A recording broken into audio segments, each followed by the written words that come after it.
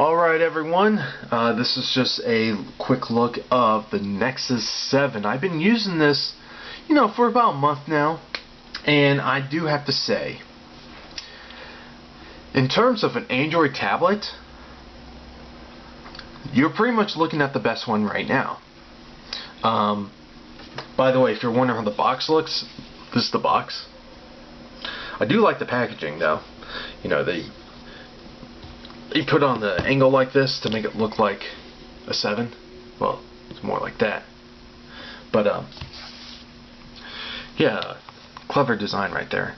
Anyway, so in terms of Android tablets, honestly, this is the best one.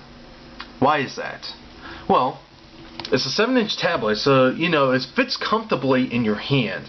Apple, when they released the iPad Mini, they're saying it's like, look, you can hold it with one hand. It's wider, and a lot of people actually have to stretch their hands pretty good to hold it with one hand. It's not an ideal way to hold it in one hand, though. The Nexus 7, because this is a true 16:9 display, they don't need to make it wider. So holding it with one hand is actually ideal. This is actually the preferred way of using the Nexus 7. You can have it in landscape, of course, for watching videos and stuff like that. But of course you would be using two hands, and if you're using an on-screen keyboard, it's actually fairly comfortable. You don't have to stretch your fingers out too far, and it's still comfortable holding it in landscape. But the ideal way is in portrait. So obviously, you got your ports down here, you got your headphone jack, micro USB. On the top here, there's really nothing. There is a microphone, and I think there's supposed to be another microphone right there. I think that's what that is. On the side here, you got your power and volume rocker. And this side right here, you got your little contacts right here. And at least as of this video, I think like a day or so ago, I read an article saying that Asus is actually going to release a charging cradle that's designed for the Nexus 7. So you can just dock it on there and actually use those prongs right there, which is why they took so long to release one, because I'm kind of interested in the charging cradle too.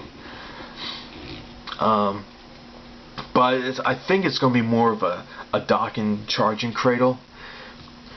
But anyway. So here's, by the way, this has the latest version of Android. It's running 4.2.1. So it is the latest and greatest of Android. And what makes this version slightly different is obviously the home screen is a little different. So you have little widgets on here now. So you don't necessarily have to unlock it to find information. So if I'm holding the tablet and I need to know when's the next time I go to work, I can just slide over, look at it, turn it off, and be on my way, instead of unlocking it and then doing that. It also has multiple users accounts, which it makes a little more sense for a tablet, but they're also incorporating that in the phone, and I don't know why someone would have multiple accounts for a cell phone. That's just me. I'm kind of leaning more towards the same way with the tablet, but if you're looking for a tablet, for everyone to use in the house, it's actually a very nice feature. So everyone can just log in and have their own personal stuff in their own accounts. But I'm the only one that uses this, so I don't care about that. But it's there if you want to use it. Now, of course, like I said, you can have it in landscape or portrait. And if you use more pure Android devices in the past, well, guess what? This is a very, very pure Android tablet. And that's because what's nice about the Nexus lines of devices is that even though Google will partner up with different manufacturers to make the hardware, the software is controlled by Google. So anytime there's a new update, so if Google says that they're going to be releasing a new version of Android, guess what? If you're using a Nexus 7, Nexus 4, or even the Nexus 10 that came out not too long ago, guess what? Those devices are going to get first dibs. And because it's pure Android, 95% of the time, it's going to work fine.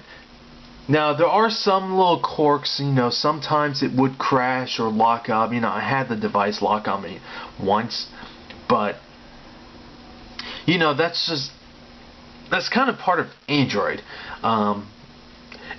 Android is getting a lot more refined. This is actually the most refined version of Android yet. And it's actually refined enough to be considered easy to use by most people. But you still get little quirks in it. Again, it is a computer, and you have some little quirks, like if you use a computer. So, give or take. But what's nice about this, this does have a HD screen. It's a 720p display. Oh, the pixel density is a little higher than 720p, but you can watch HD videos on here. That's something you can't do on the iPad mini. Now, some of you might say, well, who cares? It's a smaller screen.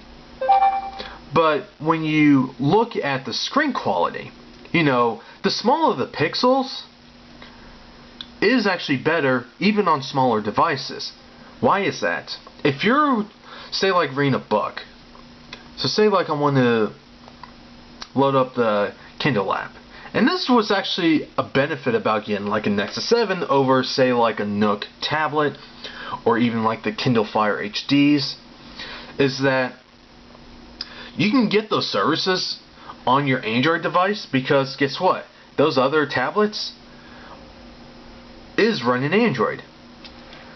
They just put their own UI system on top of Android. This, on the other hand, is the pure Android experience, but you can still get the apps to run it. So say like I used a Nook Color in the past, which I don't have it anymore. I actually got rid of it. And say like I did buy books for it, I can just download the Nook app off of the Google Play Store and get all the books I purchased, and I get the best of both worlds. So say like I want to start reading a book. You can pinch the zoom, so I don't really have eyesight problems. I can just have it in the smallest. I can just start reading, and as I'm reading it right now, you're going to notice that now I don't know how well this camera's going to pick up, but the way I'm looking at it, white background, clear text, and that's something that you're not going to, the text on the iPad mini is not going to be as crisp as the Nexus 7, because this has more pixels on the screen than the iPad mini.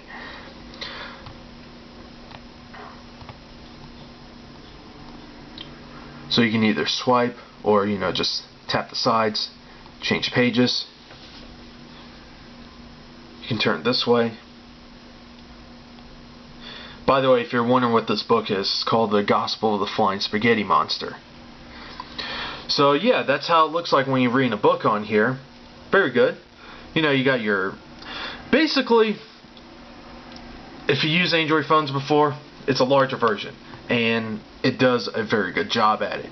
And there are apps coming out now that does take advantage of the larger screen for Android devices now. So say like HBO Go, this actually takes advantage of the larger tablet size screens.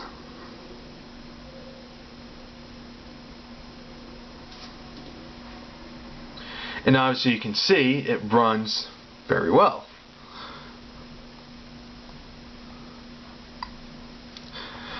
Gaming performance, it's mostly good for the most part. It uses the Integra 3 graphics on here, so it's essentially the same GPU you find on a lot of the new smartphones out there.